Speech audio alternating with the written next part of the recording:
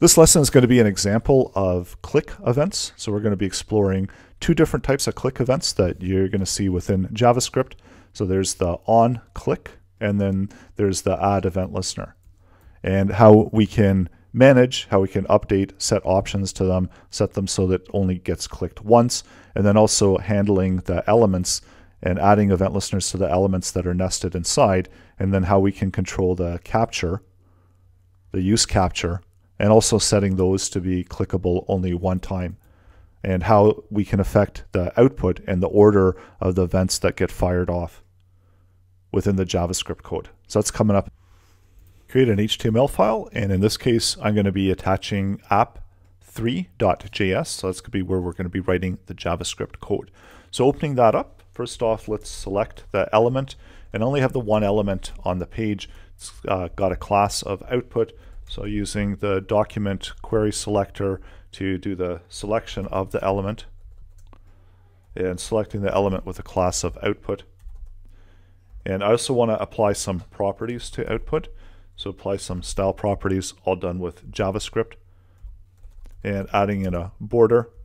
So the border is going to be a one-pick solid black border, so we can see the boundaries of the element on the page. Currently we don't have any content in the element, so we'll add in some text content into the element, and I'll just say click me. This is going to be essentially a click button. And then also for the style properties, let's align the text. So selecting the style, and then text, align, and we'll center align the text content. So that's updating the content here on the right hand side. I'll make the screen size slightly larger so that we can better see the content.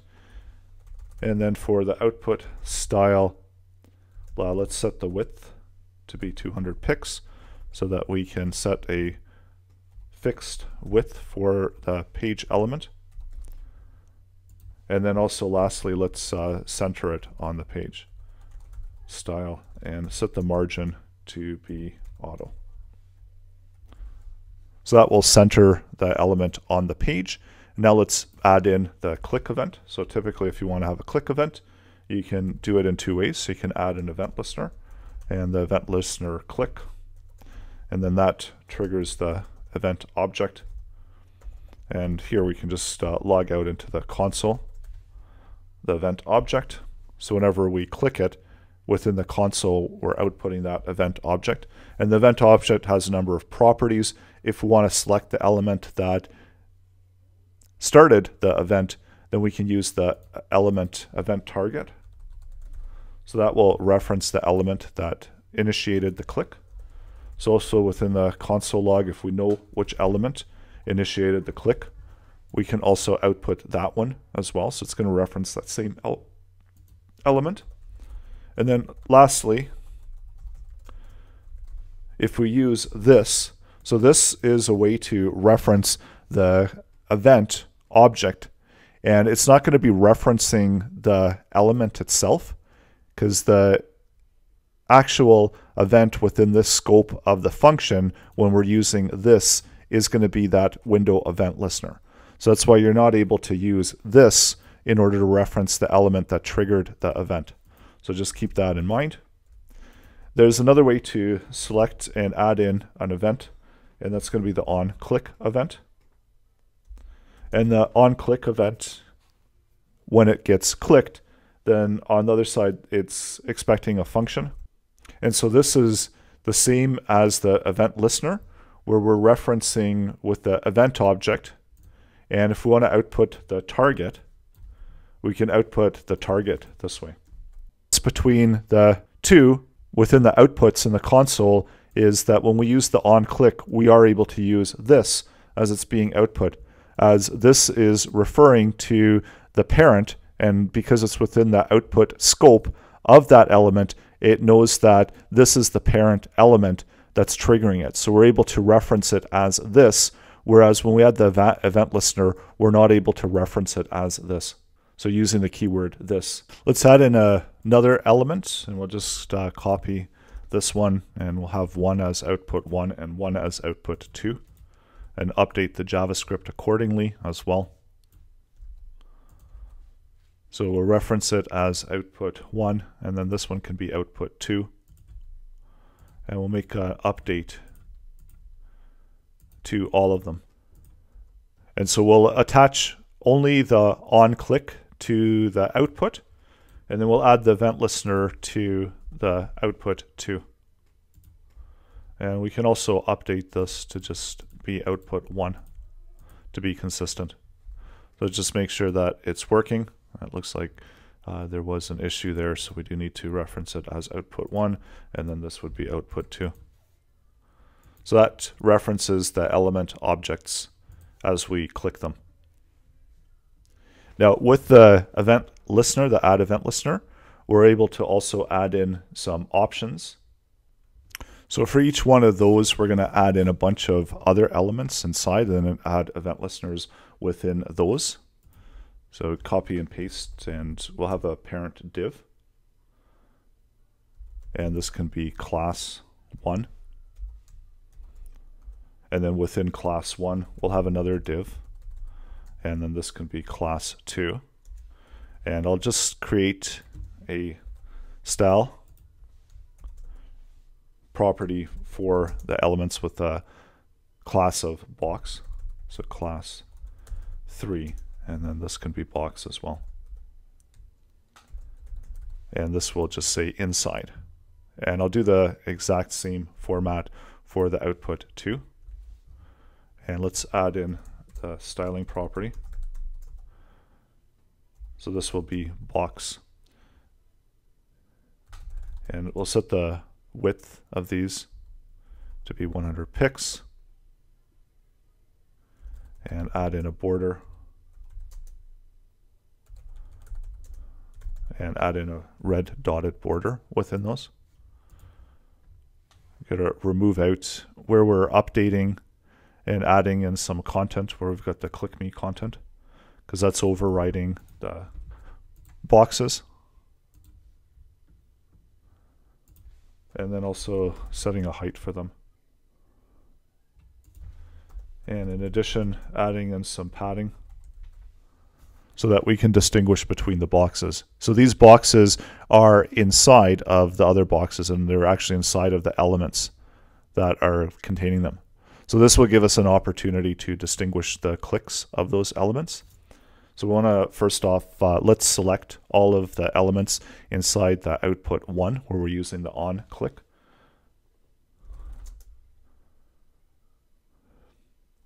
And I'll call it vals1.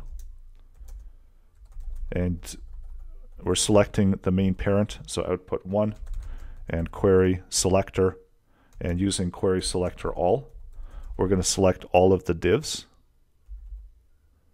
that are contained within that output. So that will select all of those elements. And we can log out just to make sure that we've got the right elements listed.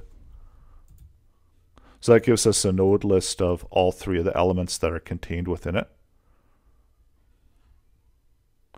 And they're one inside of the other. And we'll do the same for the other container. So we've got the output 2, and we'll list out all of the elements that are contained within vals2. So for vals1, we want to add in event listeners for each one of those. So looping through for each one. Then we've got the element, and for the element, we want to add the onclick event for each one. And then just as we did for the parent, whenever it gets clicked, then we want to output some content into the console. And I'll comment out these console messages, and this will just say, and it will say the output 1. And we can use the class name.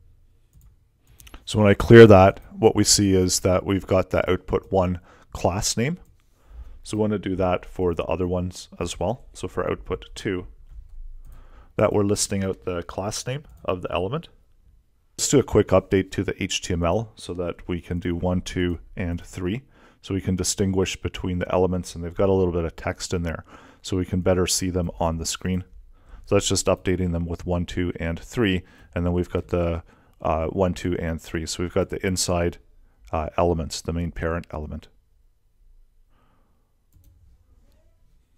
So now we've got a bunch of overlapping elements, and when we do a click, we want that click to be specific for a specific element. So this way we can see the difference between the elements. I'll also move down the output 2. So output 2, and let's apply the style and margin. So set the margin top to be 200 pixels. So that will move it down from the screen, and maybe that was a little bit too much. Let's try 50 pixels. And slightly more, so how about 80? So that will give us the two distinct elements there. And I'll also update the height. So within the style and height, so let's set the height to be for 200 pixels. And maybe I'll adjust that back down to 150. And we'll do the same for output 1. So apply that styling property for that one as well. So this way we can better distinguish between the two elements, and I think now I can adjust the height. So now that they're more distinct and we've got the elements that are contained within it. So also, instead of using the class name as we loop through the elements, we can reference the text content inside, as they're going to start with 1, and then within 1 is going to be 2, and within 2 is going to be 3. So this way we can track the order of the elements as they get clicked. So within the console log, we're going to take the element and output the text content in the console. So clear that, and I'll clear out those console outputs there.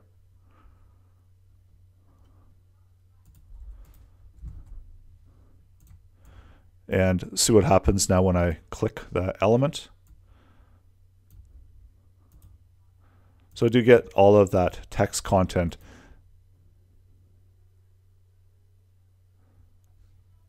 And it's outputting the entire text content there. And we do have the elements that are inside of the main elements. So when we click it, it's not giving us a clear indication of what element got clicked. So how about we go back to class name and see if we can list those out, if that's a little bit clearer on the output. As we want to be able to see the order that the elements are getting clicked. So we click the 1, we get the element that fires off is the first one, and then output 1, which is the parent.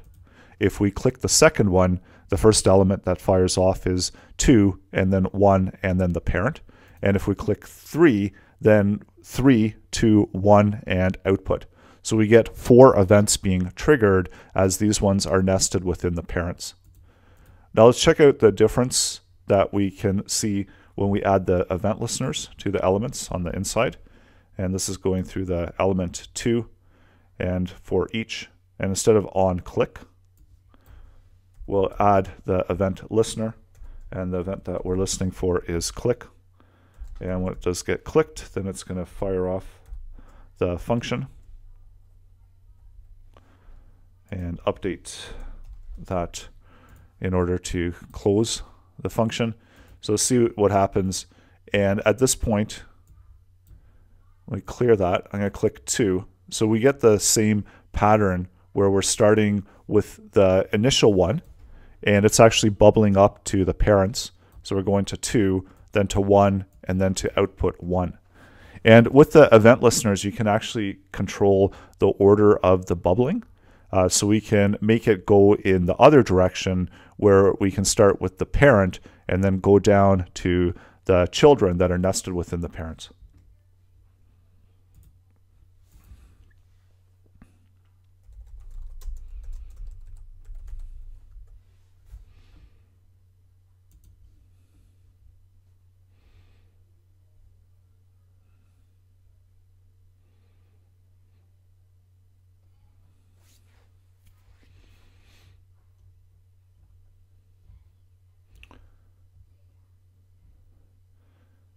So we're going to add the optional parameter in here within the events, and that's just going to be here at the end, comma separated.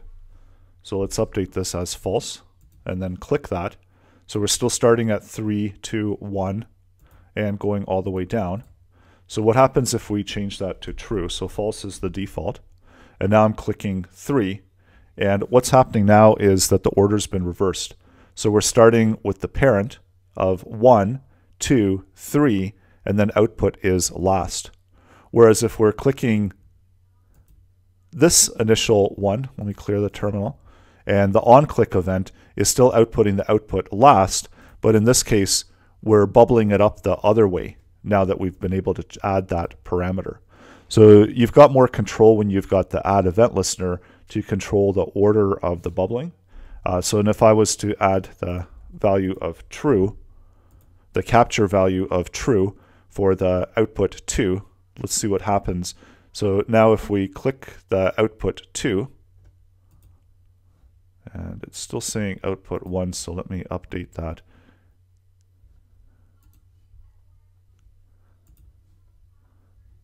And this should actually be saying the output 2 class name. So clear that, and if we click the parent itself, we've got output 2.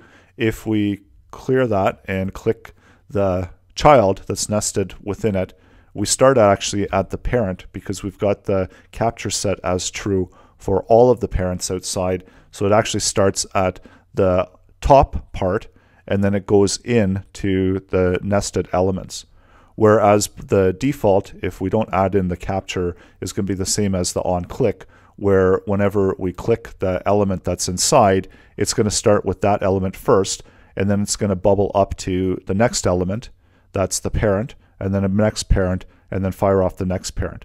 So we are able to control the order, the add event listener. You can also set and remove event listeners. So I want to remove this add event listener from the output 2. And whenever it gets clicked, I want to remove that event. So the way that we can do that is that we can transfer this function into, and I'll just call it myEvent1. So this is a function that we're going to create. That's called myEvent1. And this is going to run the code. And we'll pass in the event element object. And then we can still reference it as output 2. And save that, and just double check to make sure that it's still working properly. So it's still working properly, and actually I'm going to rename this to myEvent2, and then this can be myEvent1. And instead of having the onClick to the function, we're just going to simply call the myClick to the myEvent1, and the rest of that we can comment out. So let's double check, and that one is working properly, and then that one is working properly as well. And this should be actually going to myEvent2. So output 2 and output 1. So if we want to make it that we can only click the event one time, in some cases you might want to just add a flag that can be a Boolean value that can just show if it's been clicked or not. So let's create a couple of those. In addition, you can set that within output element. So we'll call it was clicked and false. And we can also add that object value to output 2. So this way, when it does get clicked, we fire off the event, and we've got the element target was clicked, and we'll output that into the console. So that's in element 1, was clicked false. So what we want to do is here we want to set that to be true. So whenever it does get clicked, that was already clicked, so it's setting it as true. And you can also do the same for the output 2 and referencing it as element target or as output 2, and then just updating the was clicked true. And then here we can just add in and check to see if it was clicked. So now we know that those ones have been clicked. So we're setting it essentially to a flag that it was clicked.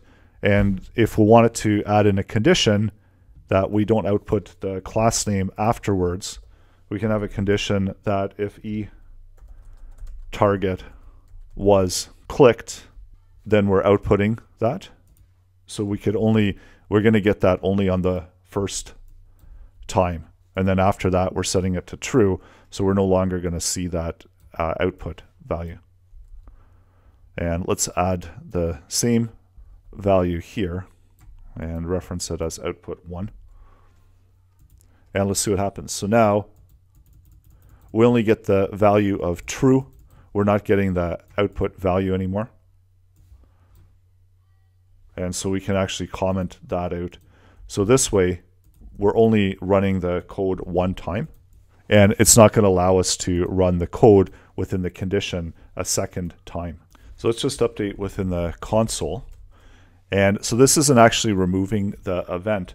And this means that the event is still firing off and just output into the console event 1. So even though we're applying the condition to make sure that we don't run this block of code, that event is still going to be firing off. So even once we've removed it, those events are still firing off.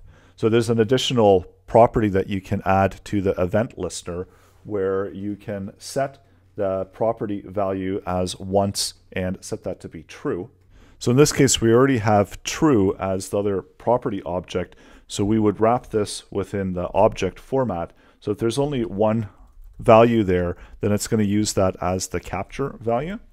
So if we keep the capture value to true, that's still going to fire off on all of those captures and having the my event as the external one. Whereas if we are looking at the click event and we're clicking 3, so the my event is going to be the last one that gets fired off. So that capture can still be valid. And then you can also set additional options within this characteristics of the event listener. So another one that we can set is once. And this is also taking a Boolean value. So we can set once to true. And now whenever we click it, it's only going to fire off the one time. So even if we're clicking one of the inside boxes, one of the inside elements, it's not firing off that parent because we are controlling how many times that gets run. I'm going to wrap the code so it's more visible in the editor. The add event listener, you're ending up with more control over how your events are handled. So you can use the use capture, but if you do need additional characteristics, then you can use the object format and add in the once and the capture if it's needed. If you don't need the capture, then you can just remove it and have the once true set as well. Now in order to remove event listeners, so that's another option that we can have and set the output and setting the remove event listener. So the need to set the event type that we want to remove and then the function that we want it to remove. So the event action that we want to remove. So if we have for output 2, we want to remove the event listener of click event. So if we remove it by default and we refresh the page, that's still only going to fire off the one time because we're adding the event listener, but then we're also removing the event listener from it as well. So if we have the event, and I'll just bring this back to what it initially was without the use capture and without the true one. So in this case, when I click it, it's actually going to remove the entire event listener from it. So that will prevent that event from firing off. So here we've got it without the remove event listener. So it doesn't matter how many times I click it, it's still registering that as an event. But I can also have an option that once it's clicked, I can have a remove event listener, and that will prevent that event listener from firing off. And that will also go for the elements that are nested within it. So there are a few options that you can use in order to have it remove the event listener or control how many times you want the event to be clicked. There's more event information over at the Mozilla Developer Network about the event target and the event listener. And it gives you some of the syntax examples. So that was the use capture. And then if we do have options, then we add in the options in the same way as we're using the use capture. And then within the options, we do have the capture option that we were just looking at. And then it's got some examples here of how the use capture. So this is optional. And if we don't have it, then it's going to default to false. There's some examples of how to use the event listener. There's also an example of how you can remove the event listener and how to create a simple event listener, which is a click here that's going to run and update the modified text. So as you click those, it's going to update the text in that example. You can also set it as an anonymous function. So they do have an example of that. So this is the anonymous function. And then this is the named function where we're referencing this function that's going to carry out and run the code. You can also use the arrow. This is the newer format that we've been using in the lesson. And there's examples of the options usage. So go ahead and try it out. And this example was designed to give you more insight into the different options for click events and how click events can be controlled and managed with the JavaScript code.